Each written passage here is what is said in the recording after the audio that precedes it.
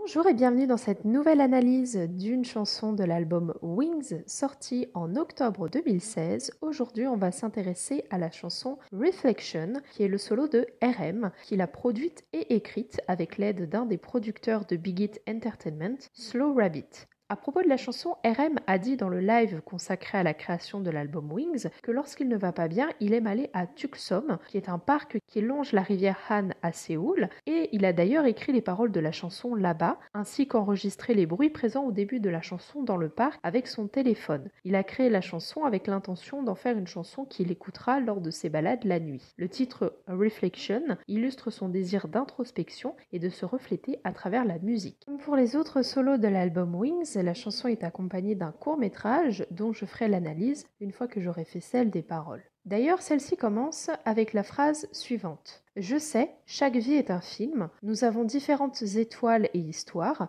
nous avons différentes nuits et matins, nos scénarios ne sont pas seulement ennuyeux, je trouve ce film très amusant, je veux bien le filmer chaque jour, je veux m'embrasser. En commençant la chanson, RM parle de sa vie et il utilise pour cela la métaphore du film.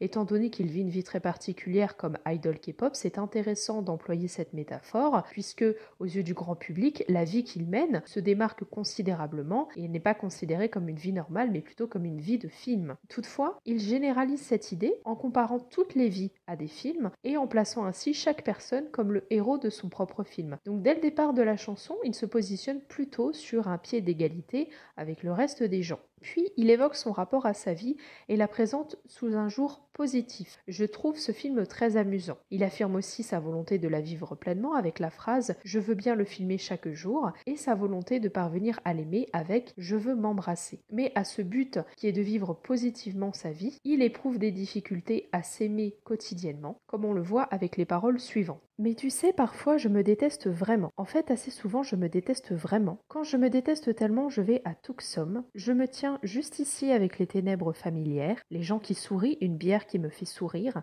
et la peur qui s'approche doucement de moi et me tient la main. Ça va, tout le monde est par deux ou par trois. Ce serait bien si moi aussi j'avais un ami. Dans ce passage, RM aborde l'état d'esprit dans lequel il se trouve lors de ses balades. Comme je l'ai dit en introduction, c'est un lieu spécial, Tucson, parce que c'est un lieu qui l'a inspiré pour l'écriture de cette chanson.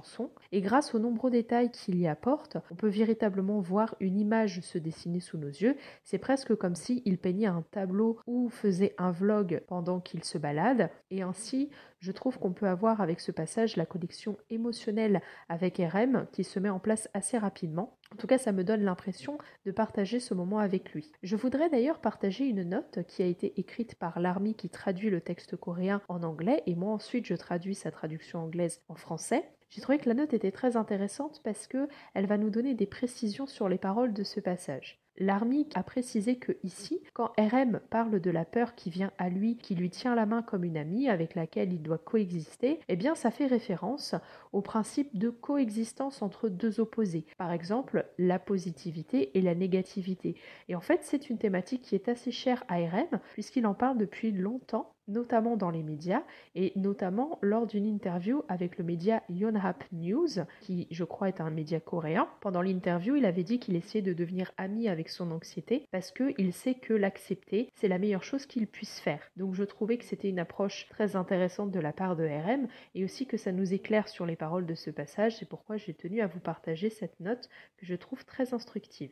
Le monde est un autre nom pour désespoir, ma taille est un autre diamètre de la terre, je suis tout mon bonheur et mes soucis, il répète chaque jour les goûts et dégoûts dirigés contre moi-même. Ici, RM, il joue avec la langue coréenne, puisque les 4 lignes de ce passage se terminent avec la même sonorité, rum. Il y a une phrase qui me semble particulièrement importante, c'est « Je suis tout mon bonheur et mes soucis », puisqu'elle met l'accent sur le pouvoir de l'état d'esprit et montre ainsi que RM est seul responsable à la fois de son bonheur et de son malheur. Cette phrase, elle est à mettre en relation avec ce qu'il dit en début de la chanson « Je veux bien le filmer chaque jour, je veux m'embrasser ». Donc on a sa volonté de vivre heureux avec l'amour de soi et de sa vie, mais on a également les phrases « Mais tu sais, parfois je me déteste vraiment, en fait, souvent je me déteste vraiment ». Des phrases négatives qui viennent viennent souligner à quel point son malheur personnel n'est pas quelque chose qui vient de l'extérieur, mais de lui-même. Et que ce qui, pour l'instant, l'empêche de parvenir à cet objectif de vie, c'est lui-même. Un ami là-bas qui regarde la rivière Han, serions-nous liés par le destin si nous nous frôlions l'un l'autre? Eh bien, nous nous sommes peut-être frôlés dans notre vie passée. Peut-être que nous nous sommes croisés un nombre incalculable de fois. À nouveau, ici, je voudrais vous partager une note de l'Army qui traduit du coréen à l'anglais, puisqu'elle a expliqué qu'il y a une expression en coréen qui dit « même se frôler simplement » signifie que les deux sont liés par le destin. Voilà pourquoi dans ce passage, RM fait référence à cette expression. Ceci lui permet d'exprimer à nouveau son désir de trouver un ami, de combattre la solitude. Il y a vraiment cette volonté ici qu'il ne souhaite plus se sentir seul, mais en réalité, sa sensation de solitude, elle vient de son état d'esprit. Encore une fois, c'est une situation négative qui n'est pas liée à une cause extérieure, mais qui provient de lui-même. Et ce n'est pas la rencontre avec une personne physique qui va changer cela.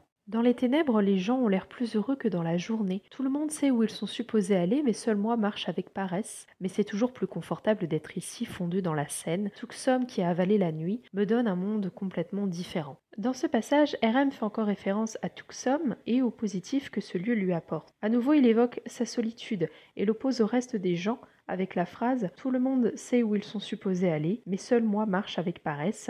Il sous-entend ici que sa paresse vient du fait qu'il n'a pas de but et qu'il irait sans doute plus vite si, comme les autres personnes, il avait un but à atteindre. Il entremêle deux opposés, les ténèbres, un élément qui est traditionnellement perçu comme quelque chose de négatif, et le bonheur des gens qui s'épanouit dans ce cadre à travers la phrase « Dans les ténèbres, les gens ont l'air plus heureux que dans la journée ». Cela rappelle le principe de coexistence entre deux opposés, un thème important pour lui, que l'on retrouve d'ailleurs dans les paroles suivantes. « Je veux être libre de la liberté, parce que maintenant je suis heureux mais malheureux, je me vois à Tuxum. » On retrouve ici ce principe de coexistence entre deux opposés à travers la phrase « parce que maintenant je suis heureux mais malheureux » qui exprime sa capacité à éprouver en même temps deux sentiments opposés. La chanson se termine sur une répétition, celle de la phrase « J'aimerais pouvoir m'aimer » que RM répète à 8 reprises. Cette phrase, elle conclut la chanson et je trouve qu'il la répète presque comme pour essayer de s'influencer dans ce sens, comme si c'était un mantra ou une maxime de vie. Encore une fois, on en revient au pouvoir de l'esprit sur la façon d'appréhender son rapport à soi. Cette phrase est aussi la raison pour laquelle il a écrit la chanson, puisque c'est sa volonté à parvenir à s'aimer qui l'a motivé à l'écrire. L'analyse n'est pas terminée puisqu'il nous faut à présent observer un petit peu ce qui se passe dans le court-métrage qui accompagne ce solo. Alors on va avoir plusieurs références comme dans tous les courts-métrages qui accompagnent les solos de cet album. D'abord, je trouve qu'on a une référence au MV de Run, puisqu'on retrouve une scène dans le court-métrage où on a un conteneur qui est exactement le même devant lequel RM passe dans la scène d'introduction de Run. Cette référence à ce MV est logique puisque on y voit la relation entre le personnage de RM et celui de Vi. En fait, les différents MV de la période de 2015-2016, depuis I Need You, en passant par Run, en passant par le prologue Butterfly, sont l'occasion de développer une storyline avec des personnages incarnés par les différents membres de BTS. Et à travers cette storyline, on raconte l'histoire du personnage de RM et du personnage de V, qui sont liés par une amitié assez proche, mais qui se retrouvent aussi dans des tourments avec la justice, puisque ce sont des jeunes qui dégradent les biens publics et on peut voir des scènes où ils se font arrêter. Et justement, il se trouve que le court-métrage de Reflection est lié au court-métrage de la chanson Stigma, qui est le solo de vie. Donc je trouve que la référence au MV de Run et à toute cette période n'est pas là par hasard, parce que ça permet de faire le lien et de souligner encore une fois la relation entre RM et V. Et on a une autre scène qui souligne cette relation, puisqu'on a une scène qui montre une cabine téléphonique que RM essaye d'ouvrir à la fin de son court-métrage pour répondre à un appel. Et cet appel, c'est celui que V demande à passer dans le court-métrage de Stigma, où on peut voir cette même cabine téléphonique dans une scène. En plus de cette référence à la storyline qui s'est installée dans les MV de BTS, on va avoir des références à l'ouvrage d'Emian, qui est l'ouvrage qui a servi d'inspiration à l'écriture de l'album Wings, puisque on va retrouver l'image de l'oiseau, celle qui est présente dans le MV de Blood, Sweat and Tears et de Begging, le solo de Jungkook. Ici, dans le court-métrage, RM s'en fait un tatouage, puis il brûle l'image, jette les cendres dans un verre d'eau et boit celui-ci. Tout ceci pourrait être interprété comme le symbole de son désir de devenir l'oiseau, c'est-à-dire de devenir un individu mature et autonome psychologiquement, puisque c'est ce que symbolise l'oiseau dans le roman d'Emian.